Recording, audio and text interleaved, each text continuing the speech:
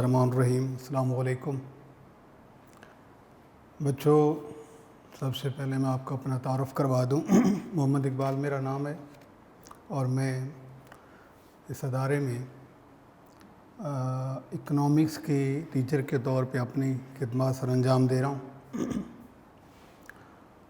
Online classes में हमारा जो सिलेबस था वो हमने आगाज़ से पहला चैप्टर पढ़ा नेशनल इनकम का, उसके बाद इक्विलिब्रियम ऑफ नेशनल इनकम, उसके बाद इन दोनों चैप्टर्स के कंबाइन एमसीक्यू सॉल्व किए और उसके बाद जो है हमने शॉर्ट लॉन्ग डिस्कस किए और उसका फॉर्मेट सेटअप बनाया कि लॉन्ग अगर हमसे पूछे जाते हैं तो हमने उनको कैसे उनका आंसर लिखना है। उसके बाद हमारा जो मौजूदा जो सेशन था वो इन चैप्टर के शॉर्ट की डिस्कशन चल रही थी। हमने शॉर्ट को डिस्कस कर रहे थे, जो भी नोट्स में मौजूद शॉर्ट हैं उनको हम डिस्कस कर रहे थे और उसी के साथ साथ पढ़ाने के साथ साथ अखलाकी पहलू को भी वाज़े करना, रोशन करना यह हमारे फ़राइज़ में है। बेटे, वालिदैन हमारे लिए सबसे बड़ी नेमत, सबसे बड़ा सरमाया हमारा है और उनकी खिदमत करके हम ज़िंदगी के हर मैदान में कामयाबी समेट सकते हैं। उनकी दुआएं, उनकी मोहब्बत, उनकी शफ़क़त ये हमारे सबसे बड़े हथियार हैं और अल्लाह रब्बुल इज़्ज़त ने हमें इन नेमतों से नवाजा है।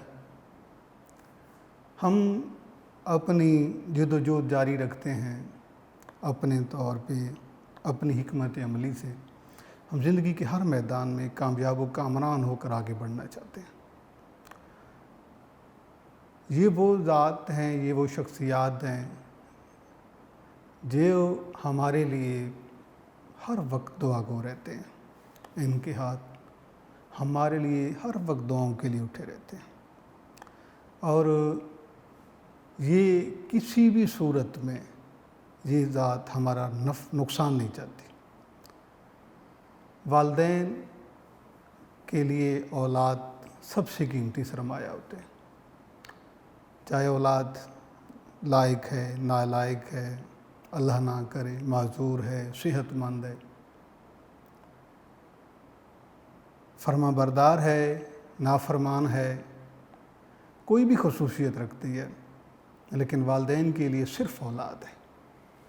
वालिदैन का अपनी औलाद को मापने का पैमाना सिर्फ मोहब्बत है, शफ़क़त है, हमदर्दी है, रहमदिली है।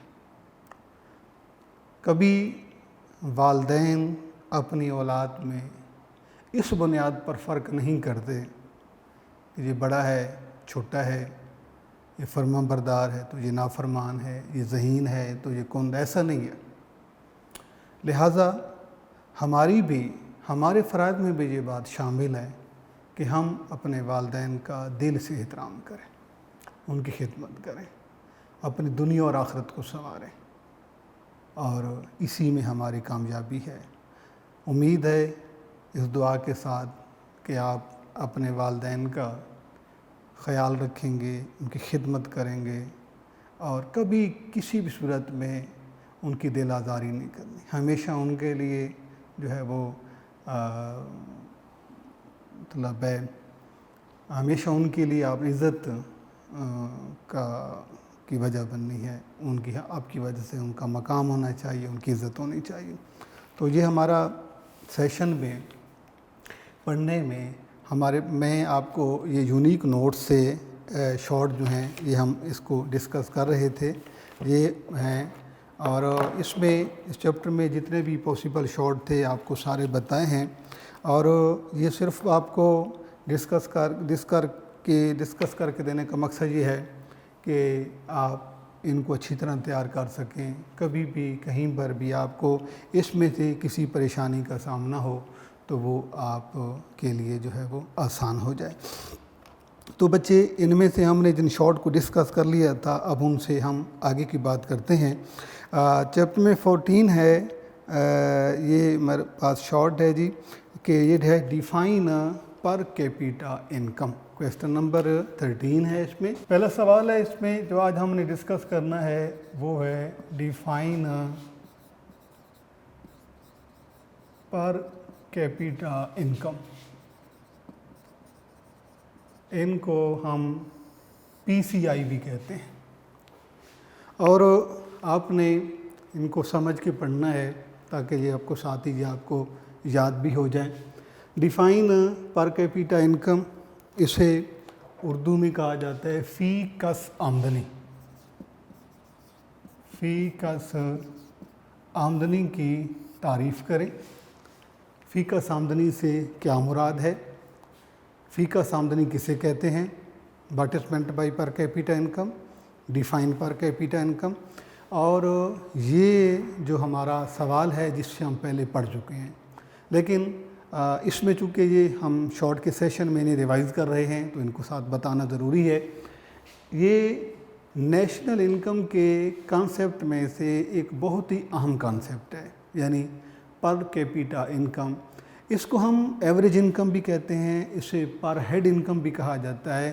तो बच्चों, इसको याद रखने का सिर्फ आपके पास एक ही फार्मूला है और वो है PCI, यानी per capita income is equal to total national income, national income over population. इस फार्मूले से आप एक किसी मुल्क में रहने वाले अफराद की आप पर हेड इनकम के बारे में मालूम करते हैं। इसका तरीका ये होता है कि पहले ये नेशनल इनकम जो है एनुअली एक साल की नेशनल इनकम को कैलकुलेट कर लें और उसके बाद उसमें उस मुल्क की आबादी पर उसे डिवाइड कर दें। तो ये हमारे पास पर कैपिटा इनकम आती है, जिसे हम पर हेड इनकम भी कहते हैं।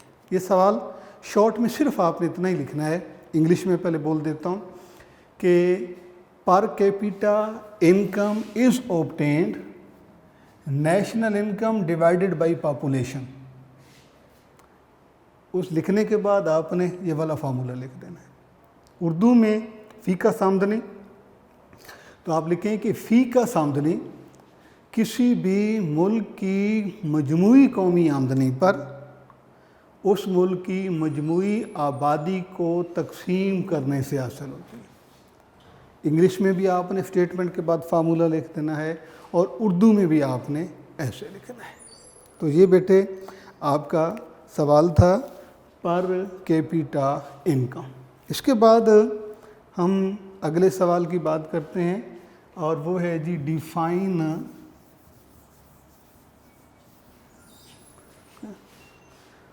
सवाल है कि define real income. Define real income, ये आपके सामने मैंने हेडिंग लिखी है। अब इसमें जो है आपसे ये डिफाइन रियल इनकम पूछ लिया जाए, what is meant by real income पूछ लिया जाए, या व्हाट इज़ रियल इनकम पूछ लिया जाए। जिस सूरत में तो आपने ये याद रखना है कि सवाल आपका क्या है कि what is real income. Urdu में बेटे इसे कहते हैं हकीकी आमदनी। ये आपका सवाल है, ठीक है। अब इसके साथ जो है मैं आपको रियल इनकम और उसके साथ मनी इनकम दोनों बता देता हूँ। इसके बाद हमारा ये सवाल है, एक इस हवाले से भी आएगा कि डिफाइन मनी इनकम। तो इनकम जो है ये बेटे, इनकम हमारी होती है दो तरह की, ठीक है। एक इनकम वो होती है जो जिस का ताल्लुक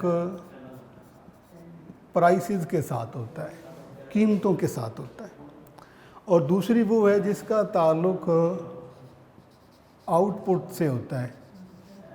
ठीक है, दो तरह की हमारी इनकम होती है। एक का ताल्लुक है कीमतों के साथ, यानी आप यहाँ पर लिख देंगे कीमतें, और ये है पैदावार। ठीक है, इनकम बढ़ने की दो सूरतें होती हैं। या तो इनकम किसी भी मुल्क की जो इनकम है रियल नेशनल इनकम, या तो वो बढ़ेगी प्राइसेस की वजह से, और या वो बढ़ेगी आउटपुट की वजह से। अगर इनकम के बढ़ने या कम होने का ताल्लुक कीमतें हों, अगर इनकम के कम या ज़्यादा होने का ताल्लुक या वजह जो है कीमत के साथ हो, तो इसे कहा जाता है मनी इनकम। का नाम है मनी इनकम, यानी ज़री आमदनी का ताल्लुक को आप लिखेंगे ज़री आमदनी। और ऐसी इनकम जिसके कम या ज़्यादा होने की वजह पैदावार हो, तो इसे कहा जाता है रियल इनकम, यानी हकीकी आमदनी। हकीकी आमदनी। अब ये क्योंकि सवाल जो है आपसे पूछा गया है कि व्हाट इज़ रियल इनकम, तो अब बजाय इसके कि आपको रियल इनकम का एक का बताएं, साथ में आपको मनी इनकम भी का भी हमने सवाल साथ में सॉल्व कर लिया है, तो आंसर बेटे इसका क्या बनता है कि the income that is related with price level is money income. Due to increase in prices money income increases, and due to fall in prices money income decreases.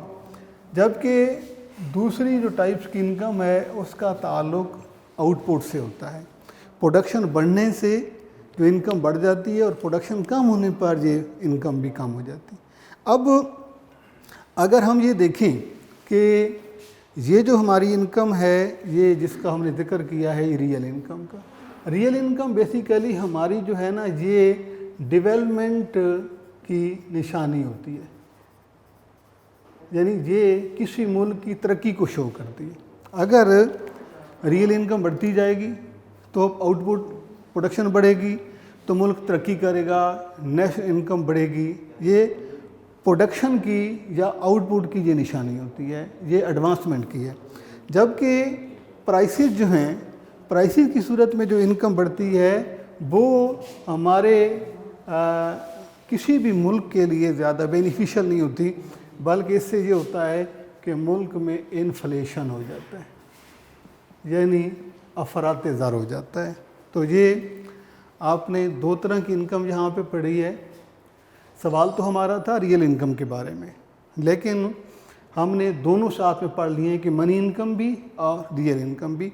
तो ऐसा भी हो सकता है कि आपसे सवाल ये जो है नोट्स में तो ये बना हुआ है कि रियल इनकम का अलग से क्वेश्चन है, जबकि मनी इनकम का अलग से है। आपको एक साथ पढ़ाने का ये मकसद था कि अगर ये सवाल आपसे अलग अलग पूछा जाता है तो भी आप इसका जवाब दे सकें, और हो सकता है कि आपसे ये हो कि differentiate real income and money income, तो इन दोनों को आप इनमें फ़र्क बयान करें, या what is difference between real income and money income. या यूँ भी सवाल आपसे हो सकता है कि compare money income and real income. I mean सवाल आपका जिस सेंस में भी हो, आपने दोनों चीज़ों को याद रखना है। आपको रियल इनकम का भी पता होना चाहिए ये क्या है, और मनी इनकम का भी आपको पता होना चाहिए कि ये क्या है जी। उसके बाद बेटे अगला सवाल है कि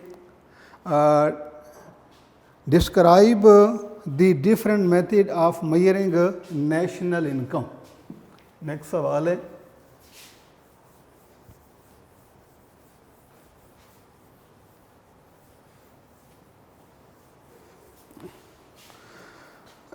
कि डिस्क्राइब दी, ये सवाल चूँकि आपने पहले पढ़ लिया है, ये तो आपको मैं यहीं से भी बता देता हूँ कि हम ये जानते हैं कि there are 3 methods to measure the national income of a country. आपने जब इसका जवाब लिखना है तो जस्ट आपने 3 मेथड्स के नाम लिख देने हैं, जिसमें से आप ये पढ़ चुके हैं कि एक प्रोडक्ट मेथड होता है, उसके बाद इनकम मेथड है, एक्सपेंडिचर मेथड है। आपने ये सवाल हम ऑलरेडी डिस्कस कर चुके हैं, तो क्योंकि इसमें आया है तो दोबारा से एक दफ़ा बता दिया है कि अगर आपसे ये सवाल पूछा जाता है कि write down the methods to measure the national income of a country, तो आपने सिर्फ उसका जवाब क्या लिखना है कि there are 3 methods to measure the national income of a country, product method, income method and expenditure method. ठीक जी। नेक्स्ट सवाल है कि व्हाट आर डिप्रिसिएशन अलाउंसेस। ये सवाल भी हमने ऑलरेडी पढ़ा है, इसको डिस्कस किया है, एक दफ़ा मैं फिर बता देता हूँ कि जब प्रोडक्शन प्रोसेस हो रहा होता है, जब फर्में काम कर रही होती हैं, उस दौरान एक तो ये होता है कि उस चीज़ की प्रोडक्शन पे जो कास्ट आ रही होती है उसे हम कहते हैं कास्ट ऑफ प्रोडक्शन। एक तो ये बात है कि जितनी भी उस पर कास्ट आ रही होती है उसे हम क्या नाम देते हैं, कास्ट ऑफ प्रोडक्शन। और उस कास्ट ऑफ प्रोडक्शन के साथ साथ दूसरी बात यह है कि सम टाइम उसमें कोई ना रुकावटें पैदा हो जाती हैं। मसलन कोई मशीनरी ख़राब हो जाती है, उसको रिपेयर करवाना पड़ जाता है, कोई वर्कर बीमार हो जाता है, उसको इलाज ट्रीटमेंट उसको करवाना पड़ जाती है, या किसी का पुर्जा है, कोई मशीन का वो ख़राब हो जाता है। तो ये वो चीज़ें होती हैं कि जो फ़ौरन इनको रिकवर किया जाता है ताकि हमारा प्रोडक्शन प्रोसेस जो है ना वो रुके नहीं। तो डिप्रिसिएशन अलाउंसेस की डेफिनेशन सबसे सिंपल डेफिनेशन ये है कि wear and tear expenditures during the production process are called depreciation allowances. हमारे जो नोट्स हैं, यूनिक नोट्स के 4 पेज पे जो सवाल दिया हुआ है, व्हाट आर डिप्रिसिएशन अलाउंसेस, मैं आपको यहाँ से पढ़ देता हूँ। Every firm makes allowances for expenditure on wearing burning out and depreciation of machine. Her firm जो है ना वो चीज़ों की तोड़ फोड़ के सिलसिले में और मशीनों की रिपेयर करवाने के सिलसिले में कुछ एक्सपेंडिचर जो है बर्दाश्त करती है, और अदर कैपिटल इक्विपमेंट या दूसरे जो अशिया होती हैं, these are called depreciation allowances. इन्हें कहा जाता है फरसूदगी के अखराजात या डिप्रिसिएशन अलाउंसेस। तो ये सवाल भी आपका पहले से पढ़ा हुआ है, और अगर आप इसका जवाब ये भी लिख देते हैं कि wear and tear expenditure during the production process are known as depreciation allowances, तो भी ये आपका आंसर दोस्तों। यानी कि सिंपली अगर आप लिखते हैं कि wear and tear expenditure during the production process. जी बेटे, अगला सवाल है what is meant by subsidy. ये 2017 में भी आया है ये सवाल के क्वेश्चन है बेटे कि what is meant by subsidy, ये सवाल है what is meant by subsidy. और उर्दू में इसे हम कहते हैं याना से क्या मुराद है, अलिफ ना से क्या मुराद है, ये सवाल आपका। ओके, सब्सिडी, ये सवाल define subsidy, what is meant by subsidy, what is subsidy, इन तमाम का एक ही मतलब है। और ये सवाल जो है 2017 के पेपर में, ये पास पेपर में, ये बोर्ड 2017 में ये सवाल पहले से आ चुका है, यानी ये बोर्ड में से पास पेपर का सवाल है सब्सिडी। अब सब्सिडी होती क्या है कि देखिए ये बड़ी आम सी टर्म है, हम आम तौर पे सुनते भी हैं कि सब्सिडी जो है, याना भी इसे उर्दू में आना कहते हैं। गवर्नमेंट एक एडहाक रिलीफ देती है अपनी आवाम को, ठीक है। एक तो इसकी तारीफ ये है कि ad hoc relief given by government to the people is called subsidy, एक बात। दूसरी बात यह है कि when government purchases the commodity at high prices and provide our citizen on low prices, the part of price paid by government is called subsidy. ये यानी कि इसमें ये होता है कि ये जो सब्सिडी है बेसिकली ये एक पार्ट ऑफ प्राइस होती है, तो हम लिखते हैं part of price paid by government, उसे हुकूमत अदा करती है। मसलन कोई चीज़ है उस पर उसकी प्राइस जो है वो है 100 रुपीज़, गवर्नमेंट इसको 100 रुपीज़ पे परचेज़ करती है और आगे उसको अवेल करती है, लोगों को जो है अपनी आवाम को ये दे रही है 90 रुपीज़ में।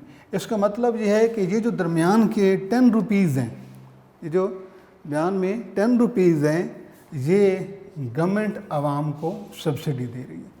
और सब्सिडी देने का मकसद आवाम को फैसिलिटेट करना होता है, उसके लिए आसानियाँ पैदा करनी होती हैं, ताकि ख़ासकर जब किसी मुल्क में इन्फ्लेशन हो जाता है, हाई प्राइसेस हो जाती हैं, तो गवर्नमेंट जो होती है उसको रिड्यूस करने के लिए, उस इंटेंसिटी को कम करने के लिए अपनी आवाम को सपोर्टिंग हैंड के तौर पे काम आती है, यानी आवाम को सपोर्ट करती है। और सपोर्ट करने का तरीका सबसे बड़ा जो है वो सब्सिडी होता है। सरमायादारोों को सपोर्ट करती है, जो बड़े बड़े प्रोडक्शन जो कैपिटलिस्ट होते हैं, जो प्रोडक्शन यूनिट होते हैं, गवर्नमेंट उनको किसी भी सेंस में उन पर टैक्स डिडक्शन, टैक्स रिड्यूस करके उनको सपोर्ट कर सकती है, या उनको फाइनेंशियली एड देकर, लोन्स वगैरह देकर, या उनको कोई फाइनेंशियल सपोर्ट के ज़रिए।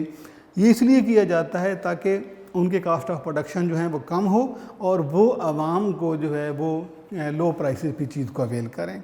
तो सब्सिडी जो है बुनियादी तौर पर एक इंस्ट्रूमेंट होता है किसी भी इकानमी के लिए, ताकि इकानमी में जो कोई रुकावटें आ रही हैं, जो कोई दरमियान के जो है वो कहीं पर कोई मतलब आवाम की परेशानियां बढ़ रही हैं, तो गवर्नमेंट उनको सब्सिडी देती है। और ये हर एक में आवाम को डायरेक्ट भी दी जाती है। आप जिस यूटिलिटी स्टोर पे आप देखते हैं कि आपको आम जगह पे चीज़ जो है वो आपको वहाँ पर कम प्राइस में मिलती है। उसकी वजह ये होती है कि गवर्नमेंट उनको, वो गवर्नमेंट का अपने प्रोजेक्ट होते हैं, गवर्नमेंट उनको हाई प्राइसेस की चीज़ों को परचेज़ करती है और फिर अपनी आवाम को जो है वो लो प्राइसेस पे अवेल करके देती है। तो ये जो एक प्रोसेस होता है, तरीका होता है, तो गवर्नमेंट उसमें आवाम को प्राइस शेयर कर रही होती है, यानी आवाम को प्राइस की पेमेंट में आवाम को सपोर्ट करती है, उसे शेयर करती है। तो इसको कहा जाता है सब्सिडी। जी, उसके बाद है बेटा एक सवाल, व्हाट इज़ अंडरग्राउंड इकानमी। ये सवाल हमने पहले उसको डिस्कस किया है, एक दफ़ा फिर बता देता हूँ। ये जो अंडरग्राउंड इकानमी हम कहते हैं कि ये वो हमारी पार्ट ऑफ इकानमी होती है that is purposely hidden from the view of government. Government से छुपाई जाती है ये चीज़। अब गवर्नमेंट यानी कि शो नहीं की जाती। तो छुपाने की दो वजूहत हो सकती हैं।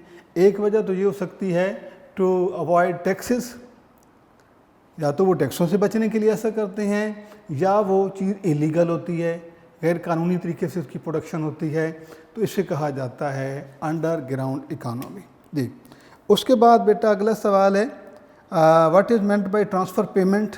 ये पेज में यूनिक नोट्स में 5 पेज पे है। ट्रांसफ़र पेमेंट, ये सवाल भी हमने लॉन्ग में भी डिस्कस किया है, शॉर्ट में भी किया है, MCQs में भी किया है। इसे एक दफ़ा फिर कि transfer payment are the receiving amount that are received by the people of a country without any service और जॉब, कि वो रकूमात जो किसी मुल्क के अवाम को, किसी मुल्क के अफराद को बग़ैर किसी मेहनत के हासिल होती हैं, यानी उसके लिए उसको मेहनत नहीं करना पड़ती, उसे कहा जाता है ट्रांसफ़र पेमेंट। जस्ट लाइक ज़कात है, पेंशन है, इसके अलावा चैरिटी है, स्कॉलरशिप है, फॉरेन एड है, तो ये वो अमाउंट होते हैं जिनके लिए उसे कोई कोशिश नहीं करनी पड़ती। जी, उसके बाद सवाल है जी एक differentiate intermediate and final goods. ये भी ऑलरेडी हम डिस्कस कर चुके हैं। तो फाइनल गुड जो होती हैं वो कंज्यूमर गुड कहा जाती है, that are used by the consumer directly. और इंटरमीडिएट गुड, प्राइमरी गुड वो होती हैं जिनको जो फाइनल गुड की प्रोडक्शन में as a raw material use होती हैं, उन्हें हम जो है वो कहते हैं अपना प्राइम इंटरमीडिएट गुड्स। जी, उसके बाद है बेटे सवाल आपका डिफाइन सेविंग। तो ये 2017 के पेपर में जो सवाल आ चुका है डिफाइन सेविंग। तो सेविंग जो है ये हमने इसको पहले पढ़ा है, शॉर्ट में भी हमने इसे डिस्कस किया है, इससे हम लॉन्ग में भी पढ़ चुके हैं, इक्विलिब्रियम ऑफ नेशनल इनकम में भी। तो सेविंग जो है, अगर ये सवाल शॉर्ट में आया है तो ये बेटे 2017 के पेपर में आया है। और सेविंग की डेफिनेशन बेटा ये है कि saving is the part of income that is not consumed but is saved is called saving.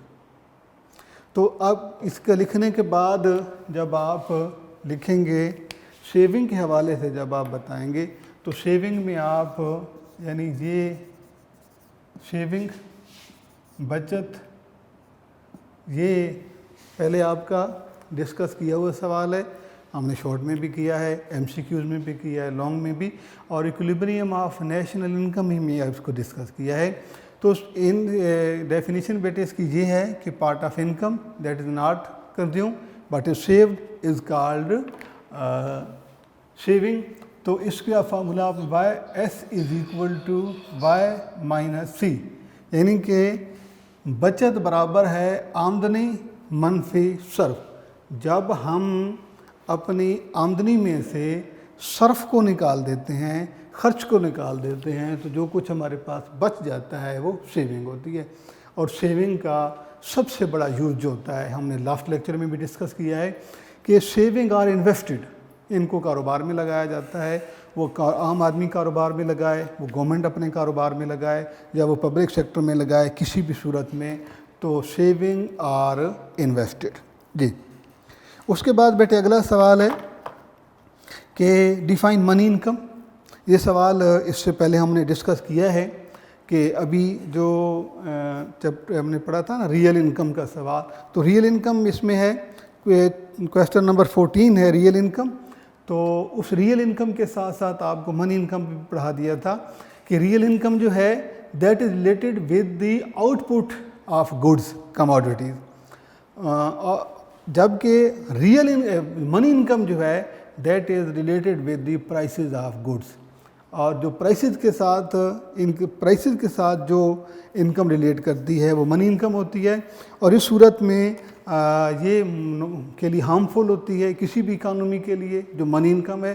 इससे इन्फ्लेशन रेट बढ़ जाता है और हाई प्राइसेस हो जाती हैं जो कि नुकसानदेह हैं। जी, उसके बाद है ये सवाल है बेटे अगला कि व्हाट इज़ इलीगल अर्निंग। ये सवाल है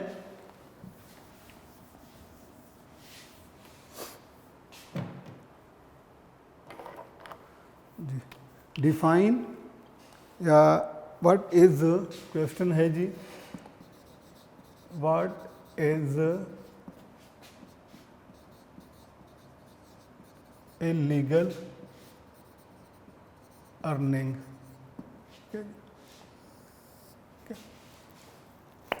गैर कानूनी आमदनी, हम लिखेंगे इसे गैर कानूनी आमदनी। ये हमारा सवाल है जी, गैर कानूनी आमदनी। तो अब आप से पहले भी आपको समझाया है कि हमेशा आपने कभी ऐसे कहे कि क्वेश्चन जो आपसे पूछा जा रहा है, चाहे वो एमसीक्यूज़ में पूछा जा रहा है, वो आपसे शॉर्ट में पूछा जा रहा है, या वो आपसे लॉन्ग में, अक्सर ऐसे होता है कि आपके का सवाल जो है, आपका जवाब आपके सवाल में उसका कोई ना कोई इशारा मिल रहा होता है।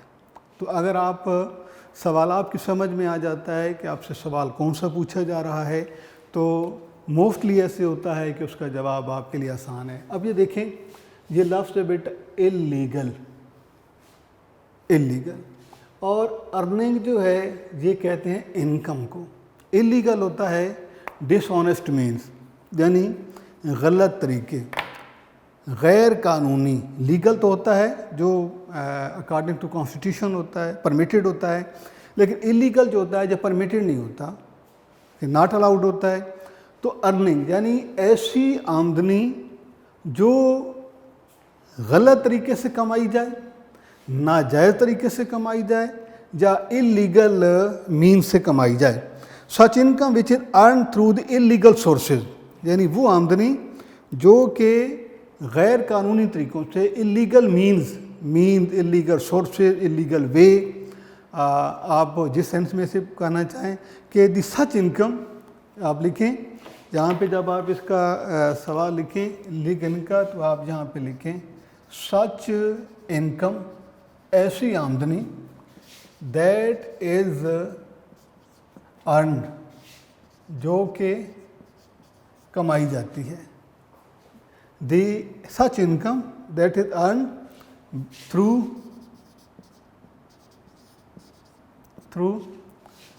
illegal और dishonest means। illegal आप sources लिख दें, या आप means लिख दें, या आप ways लिख दें। इनमें से कोई एक आपने लिखना है कि such income that is earned through illegal sources is known as illegal income,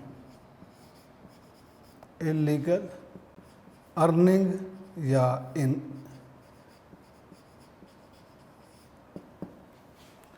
ऐसी आमदनी जो आप इसका तर्जुमा करते हैं इनकम मीन आमदनी, दैट इज़ अर्न, जो कमाई जाती है या हासिल की जाती है।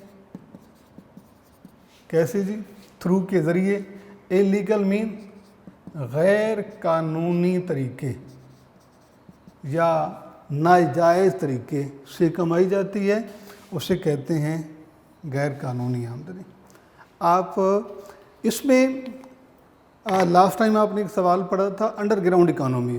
कुछ लोग समझते हैं कि शायद ये इलीगल अर्निंग और अंडरग्राउंड इकोनॉमी जो है ये एक ही चीज़ होती हैं। बेटे इसमें फ़र्क ये होता है कि आपकी ये जो आज हमने ये पढ़ी है सामने इलीगल इनकम, ये तो है income earn through illegal means. ये है कि ये वो आमदनी है जो कि गलत तरीके से कमाई गई है, तो ये तो हो गई इलीगल। अब जो दूसरी है जो हमने पहले पढ़ी है वो अंडरग्राउंड इकोनॉमी है। अंडरग्राउंड इकोनॉमी जो होती है वो ऐसा हो सकता है कि उसका अर्निंग मेथड लीगल हो, लेकिन वो किसी ख़ास मकसद के लिए ज़ाहिर न की जाए। अब ज़ाहिर ना करने का मकसद ये भी हो सकता है कि उसके अंदर ये कन्फर्म नहीं है कि भी आपकी वो इलीगल, यानी कि उसमें एक ऑप्शन मौजूद है कि या तो वो इलीगल तरीके से कमाई गई है तभी छुपा ली गई है, या हो सकता है वो लीगल है लेकिन टैक्सों से बचने के लिए जो है वो उसे राज रखा गया है, उसको डिस्क्लोज नहीं किया गया। लेकिन ये इकानमी जो हमने पढ़ी है ये है, ये जो अर्निंग है कि व्हाट इज इलीगल अर्निंग, गैर कानूनी आमदनी। अब कौन सी आमदनी गैर कानूनी है? सच income that is earning that is earned through illegal mean. अब ये चूँकि आपने जब इसका आंसर लिखना है तो इसमें आप अपनी वर्डिंग भी कर, मतलब ये है कि आपने लिखना है कि इनकम ऑफ इलीगल सोर्सेज, ठीक है, या ये भी आप लिख सकते हैं कि income earn by illegal means, आपकी मर्ज़ी है। या यूँ भी हो सकता है कि इनकम ऑफ इलीगल सोर्सेज। मकसद है कि आपने सिर्फ ये याद रखना है कि आपकी वो इनकम जो इलीगल वेज की होती है। आप जैसे मर्जी उसको जो वर्डिंग आप इसके लिए लिखना चाहें आप लिख सकते हैं, तो उसे हम कहते हैं इलीगल अर्निंग। अब इलीगल अर्निंग में जो मोस्ट इम्पॉर्टेंट अर्निंग है जी वो कौन कौन सी हो सकती है? यानी एक तो ये है कि जो स्मगलिंग की इनकम होती है, स्मगलिंग से हो सकती है, ज़ख़ीरा अंदोज़ी ऑर्डरिंग से है, या ब्लैक मार्केटिंग,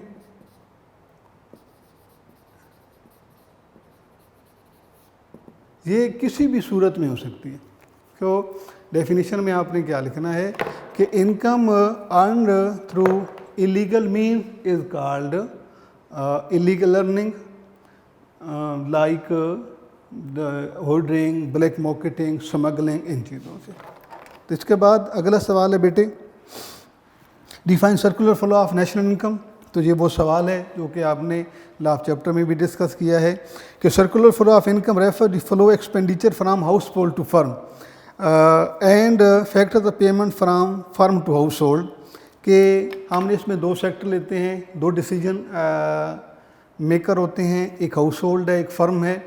इसमें नेशनल इनकम जो होती है, इसमें नेशनल इनकम फर्म से हाउस होल्ड को जाती है, जबकि फैक्टर सर्विस जो होती है वो हाउस होल्ड से फर्म को आते हैं। तो जब एक सर्कल की शक्ल में हमारी नेशनल इनकम रोटेट करती है तो उसे कहा जाता है circular flow of national income. जी, उसके बाद बेटे अगला सवाल है कि what is income approach. Income method भी इसे कहा जाता है, इसे इनकम अप्रोच भी कहा जाता है। तो हमने पढ़ा है कि नेशनल, अब आपने इसका जवाब लिखना है, नेशनल इनकम को मेजर करने के 3 तरीके हैं। There are 3 method to measure the national income of a country, product method, income method, expenditure method. अब ये है कि आपसे सवाल इसमें सिर्फ इनकम मेथड का पूछा गया है, तो आपने इसका जवाब लिखना है इनकम मेथड या income approach is very important method to measure the national income of a country. Under this method, reward of all factors, land, labor, capital, इनके reward, rent, wages, interest, capital, are aggregate, are combined for 1 year is called income approach. यानी ये आमदनी का तरीका है और ये कौमी आमदनी को मापने का एक तरीका है। इस तरीके के तहत तमाम आमलीन पैदाइश के मुआवज़ों को सालाना जमा किया जाता है, तो इसे हम आमदनी का तरीका कहते हैं। उसके बाद बेटा सवाल आपका है डिफाइन मीनिंग ऑफ कंजम्पशन। तो ये सवाल भी आपका पड़ा हुआ है। Consumption is the part of income that is consumed for the satisfaction of goods. के आमदनी का वो हिस्सा जो ज़रूरियात ज़िंदगी पूरी करने पे ख़र्च किया जाता है उसे हम कहा जाता है कंजम्पशन। और ये कंजम्पशन का आपको फार्मूला बता देता हूँ कि C इज़ इक्वल टू होता है Y माइनस S। जब हम इनकम में से सेविंग को माइनस करते हैं तो जो अमाउंट बच जाती है वो कंजम्पशन होती है।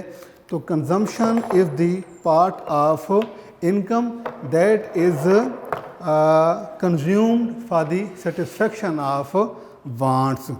जी, अगला सवाल है बेटे what are the properties of consumption function.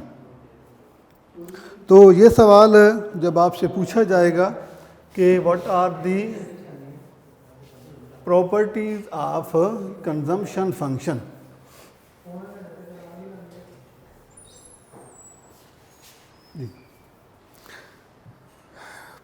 ये क्वेश्चन नंबर है 28 पेज 5 पे है। सवाल है जी properties of consumption function. Properties of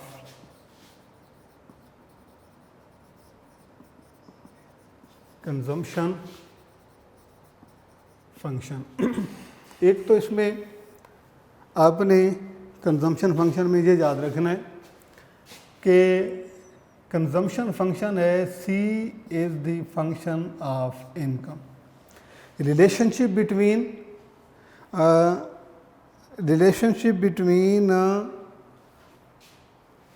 income and consumption. ठीक है जी, एक तो आपने ये है कि relationship between income and consumption, ये इनकम और कंजम्पशन के दरमियान जो रिलेशनशिप है ये अपना कहलाता है कंजम्पशन फंक्शन। दूसरी प्रॉपर्टी ये है कि ये इंक्रीजिंग फंक्शन है, ये इंक्रीजिंग फंक्शन है। इंक्रीजिंग फंक्शन कैसे है कि इसमें इस इंडिपेंडेंट वेरिएबल और इस डिपेंडेंट वेरिएबल के दरमियान पॉजिटिव रिलेशन है। इनकम बढ़ने से कंजम्पशन बढ़ जाएगा और इनकम के कम होने से कंजम्पशन कम हो जाएगा। और इसके अलावा ये है there are two propensities of consumption function. तफ़ाइल सर्फ के दो मैलानात होते हैं। There are two propensities of consumption function. तो वो टू प्रॉपर्टीज़ कौन कौन सी हैं जी? जो प्रोपेंसिटीज, एक है APC और दूसरा है MPC। ये है एवरेज प्रोपेंसिटी टू कंज्यूम और वो है मार्जिनल प्रोपेंसिटी टू कंज्यूम। ये होता है C/Y और ये है डेल्टा C/डेल्टा Y। तो ये जब आपने ये सवाल लिखना है इसमें तो पहले आपने कंजम्पशन फंक्शन बता देना है कि ये कंजम्पशन फंक्शन है क्या, और उसके बाद आपने कंजम्पशन फंक्शन यानी एक तो ये है कि relationship between income and consumption is consumption function और it is increasing function. Relationship between both variable is positive, यानी on increasing income consumption increasing and on decreasing income consumption level decreases. इसके अलावा ये है कि there are two propensities of consumption function APC and MPC।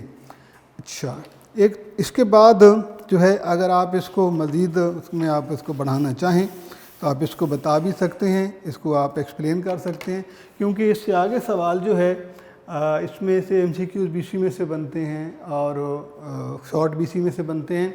ये चीज़ें ये है कि आप जब सवाल आपको सिलेबस पढ़ते हैं, जिस तरह से आपने जो पहला चैप्टर मैं अभी आपको पढ़ा रहा हूँ सबका कुछ लेक्चर से, तो इसमें आपने ये देखा है कि हर एक टर्म जो है वो अगले इस टर्म के साथ जुड़ी हुई है।